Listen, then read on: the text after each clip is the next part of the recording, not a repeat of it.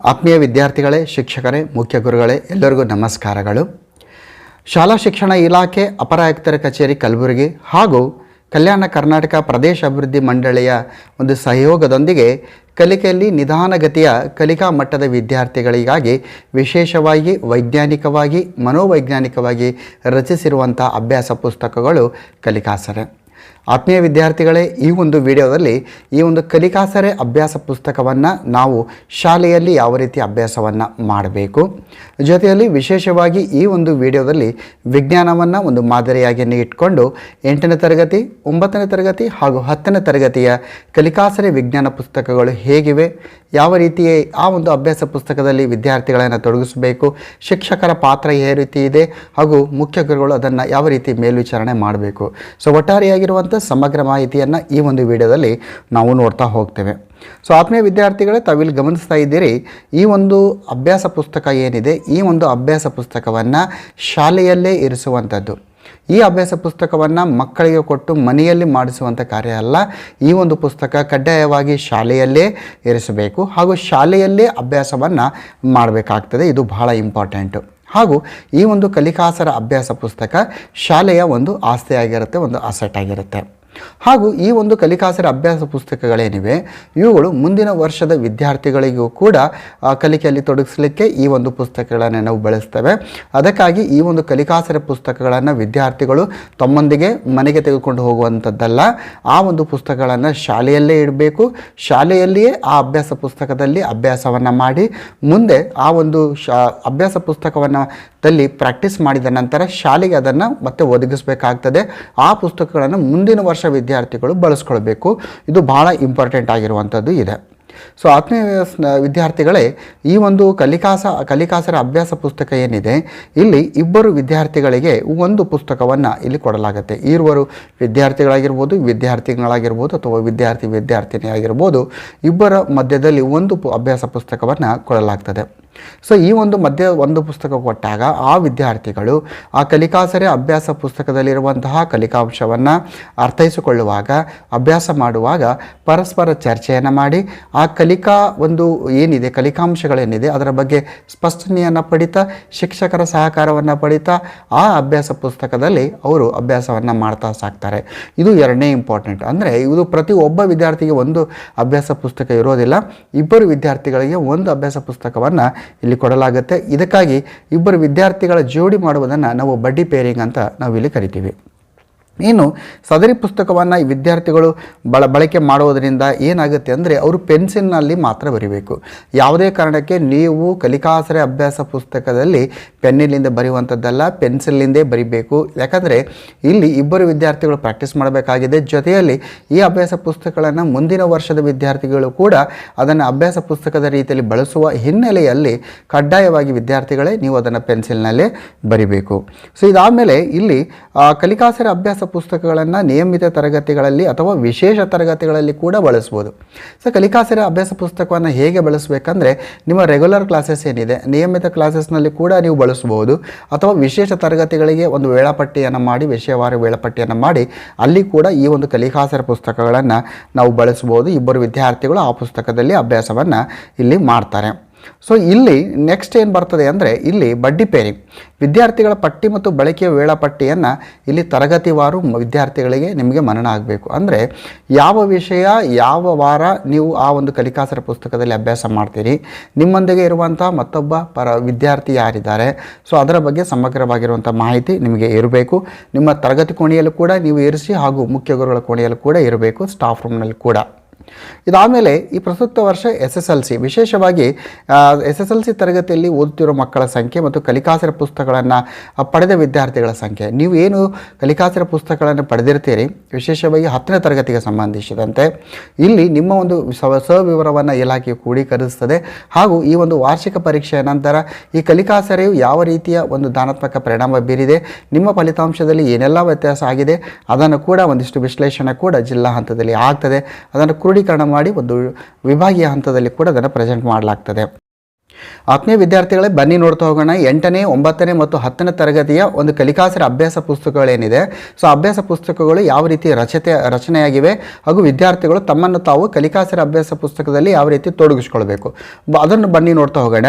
ಇಲ್ಲಿ 3 ತರಗತಿಯ ಕಲಿಕಾಸರ ಅಭ್ಯಾಸ ಪುಸ್ತಕಗಳಲ್ಲಿ ಮಕ್ಕಳು ಯಾವ ರೀತಿ ತೊಡಗಿಸಬೇಕು ಅದನ್ನು ಹೇಳ್ತಾ ಹೋಗ್ತೇನೆ.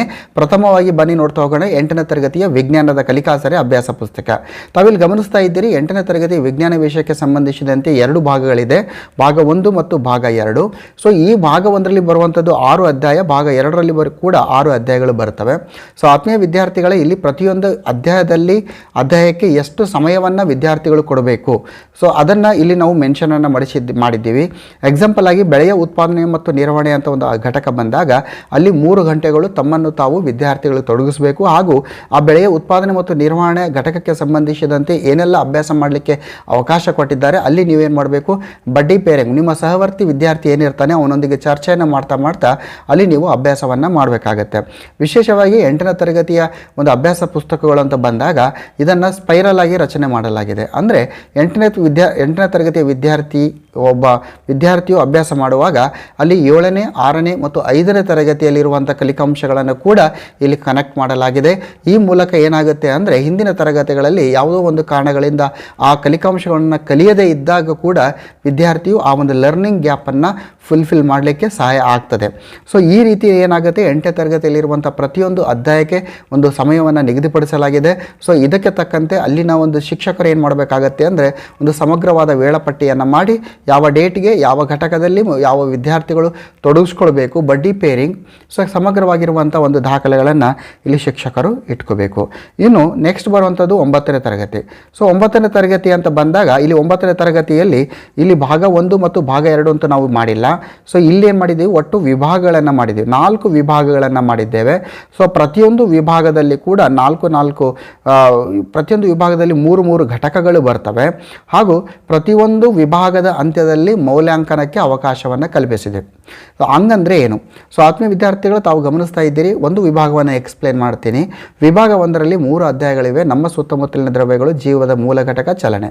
ಸೊ ಈ ಪ್ರತಿಯೊಂದು ಘಟಕಕ್ಕೆ ಎಷ್ಟು ಅವಧಿಯನ್ನು ಮಕ್ಕಳು ಆ ಒಂದು ಘಟಕದಲ್ಲಿ ತಮ್ಮನ್ನು ತಾವು ತೊಡಗಿಸ್ಕೊಳ್ಬೇಕು, ಎಷ್ಟು ಸಮಯವನ್ನು ಅಂತ ಅದು ಕೂಡ ಕೊಟ್ಟಿದ್ದೀವಿ. ಎಕ್ಸಾಂಪಲ್ ಆಗಿ ನಮ್ಮ ಸುತ್ತಮುತ್ತಲಿನ ದ್ರವ್ಯಗಳು 2 ಅವಧಿಗೆ ಆಗಿರುತ್ತೆ, ಜೀವದ ಮೂಲ ಘಟಕ 2 ಅವಧಿಗಾಗಿ, ಚಲನೆ 1 ಅವಧಿ. ಸೊ ಒಟ್ಟಾರೆಯಾಗಿ ವಿದ್ಯಾರ್ಥಿಗಳು ತಮ್ಮನ್ನು ತಾವು 5 ಗಂಟೆ ಈ ಒಂದು ಭಾಗ 1ರಲ್ಲಿ ತಮ್ಮನ್ನು ತಾವು ತೊಡಗಿಸಿಕೊಂಡ ನಂತರ ಕಲಿಕಾಸರ ಅಭ್ಯಾಸ ಪುಸ್ತಕದಲ್ಲಿ ಅಂತಿಮವಾಗಿ ಒಂದು ಮೌಲ್ಯಾಂಕನ 1 ಅಂತ ಇದೆ. ಸೊ ಮೌಲ್ಯಾಂಕನ 1ರಲ್ಲಿ ಏನು ಮಾಡ್ತಾನೆ ವಿದ್ಯಾರ್ಥಿಯು, ಆಲ್ರೆಡಿ ಅಲ್ಲಿ ಕ್ವಶನ್ ಪೇಪರನ್ನು ಕೊಡಲಾಗಿದೆ, ಆ ಪ್ರಶ್ನೆ ಪತ್ರಿಕೆಗೆ ತನ್ನನ್ನು ತಾನು ಮೌಲ್ಯಾಂಕನಕ್ಕೆ ಒಳಪಡಿಸಿಕೊಂಡು ಎಷ್ಟು ಅಂಕಗಳು ಬಂದಿದೆ, ಕಲಿಕೆಯು ಯಾವ ಹಂತದಲ್ಲಿ ದೃಢಪಡಿಸಿಕೊಳ್ತಾರೆ ಶಿಕ್ಷಕರು ಹಾಗೂ ಮುಖ್ಯ ಗುರುಗಳು. ಇದಾದ ನಂತರ ವಿಭಾಗ 2 ಬರುತ್ತೆ. ವಿಭಾಗ 2ರಲ್ಲಿ ಕೂಡ ಈ ರೀತಿ ಪ್ರತಿಯೊಂದು ಘಟಕದಲ್ಲಿ ವಿದ್ಯಾರ್ಥಿಯು ತನ್ನ ಸಹವರ್ತಿ ಸ್ನೇಹಿತನೊಂದಿಗೆ ಆ ಒಂದು ಕಲಿಕಾಸರ ಅಭ್ಯಾಸ ಪುಸ್ತಕದಲ್ಲಿ ತೊಡಗಿಸಿಕೊಂಡು ವಿಭಾಗ 2ರ ಅಂತ್ಯದಲ್ಲಿ ಕೂಡ ಮೌಲ್ಯಾಂಕನ ಇದೆ, ವಿಭಾಗ 3ರ ಅಂತ್ಯದಲ್ಲಿ ಕೂಡ ಮೌಲ್ಯಾಂಕನ ಹಾಗೂ ವಿಭಾಗ 4ರ ಹಂತದಲ್ಲಿ ಕೂಡ ಒಂದು ಮೌಲ್ಯಾಂಕನಕ್ಕೆ ಅವಕಾಶವನ್ನು ಕಲ್ಪಿಸಲಾಗಿದೆ. ಇದು ಕೂಡ ಲರ್ನಿಂಗ್ ಔಟ್ಕಮ್ಸ್ ಬೇಸಿಸ್ ಮೇಲೆ ಮಾಡಿರುವಂಥದ್ದು ಇದೆ. ಇಲ್ಲಿ 8th 7th 6th ಅಲ್ಲಿರುವಂಥ ಕಲಿಕಾಂಶಗಳನ್ನು ಕೂಡ ಕನೆಕ್ಟ್ ಮಾಡಿರುವುದರಿಂದ ಈ ಒಂದು ಲರ್ನಿಂಗ್ ಗ್ಯಾಪನ್ನು ಫುಲ್ಫಿಲ್ ಮಾಡಲಿಕ್ಕೆ ರೂಪಿಸಿರುವಂಥ ಅತ್ಯಂತ ಒಂದು ಉತ್ತಮವಾಗಿರುವಂಥ ಅಭ್ಯಾಸ ಪುಸ್ತಕ ಅಂತ ನಾವು ಹೇಳ್ಬೋದು. ಸೊ ಇದಾದ ಮೇಲೆ ಅಂತಿಮವಾಗಿ ಬರ್ತದೆ 10ನೇ ತರಗತಿ. ಸೊ 10ನೇ ತರಗತಿಯ ಒಂದು ಅಭ್ಯಾಸ ಪುಸ್ತಕ ಏನಿದೆ, ವಿಶೇಷವಾಗಿ ವಾರ್ಷಿಕ ಪರೀಕ್ಷೆಯಲ್ಲಿ ಅತ್ಯಂತ ಉತ್ತಮ ಅಂಕವನ್ನು ಹಾಗೂ ತೇರ್ಗಡೆ ಆಗುವ ನಿಟ್ಟಿನಲ್ಲಿ ವಿಶೇಷವಾಗಿ ಈ ಒಂದು ಅಭ್ಯಾಸ ಪುಸ್ತಕವು ನಿಧಾನಗತಿಯ ಮಕ್ಕಳಿಗಾಗಿ ರೂಪಿಸಲಾಗಿದ್ದು ಮಧ್ಯಮಗತಿಯ ಕಲಿಕಾ ಮಟ್ಟದ ವಿದ್ಯಾರ್ಥಿಗಳಿಗಾಗಿ ರೂಪಿಸಲಾಗಿರುವಂಥ ಅಭ್ಯಾಸ ಪುಸ್ತಕ. ಸೊ 10ನೇ ತರಗತಿ ಅಭ್ಯಾಸ ಪುಸ್ತಕವು ಎಕ್ಸಾಮ್ ಓರಿಯೆಂಟೆಡ್ ಆಗಿರ್ತದೆ, ಬ್ಲೂ ಪ್ರಿಂಟ್ ಬೇಸಸ್ ಮೇಲೆ ಆಗಿರ್ತದೆ.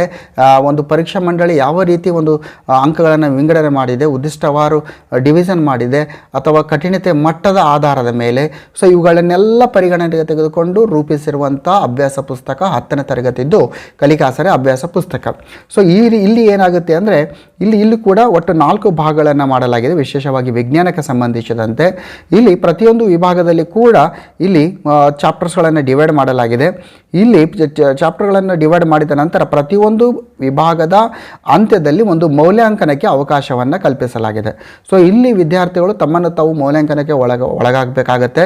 ಶಿಕ್ಷಕರು ಮೌಲ್ಯಮಾಪನ ಮಾಡಿದ ನಂತರ ಅದನ್ನು ವಿಶ್ಲೇಷಣೆಯನ್ನು ಮಾಡಬೇಕು. ಮಗು ಯಾವ ಹಂತದಲ್ಲಿ ಇದೆ, C++, B++, A++, ಯಾವ ಹಂತದಲ್ಲಿ ಅದನ್ನು ಗುರುತಿಸಿಕೊಂಡು ಮುಂದಿನ ವಿಭಾಗಕ್ಕೆ ಮಗು ಆ ಕಲಿಕಾಸರ ಅಭ್ಯಾಸ ಪುಸ್ತಕದಲ್ಲಿ ಅಭ್ಯಾಸ ಮಾಡುವಾಗ ಒಂದು ವಿಭಿನ್ನವಾದ ಒಂದು ಪ್ಲ್ಯಾನ್ಸನ್ನು ಹಾಕಿಕೊಂಡು ಶಿಕ್ಷಕರು ಇಲ್ಲಿ ಪ್ರಮುಖವಾದ ಪಾತ್ರವನ್ನು ವಹಿಸ್ತಾರೆ. ಜೊತೆಯಲ್ಲಿ ವಿದ್ಯಾರ್ಥಿಗಳ ಪಾತ್ರ ಭಾಳಷ್ಟು ಇಂಪಾರ್ಟೆಂಟ್.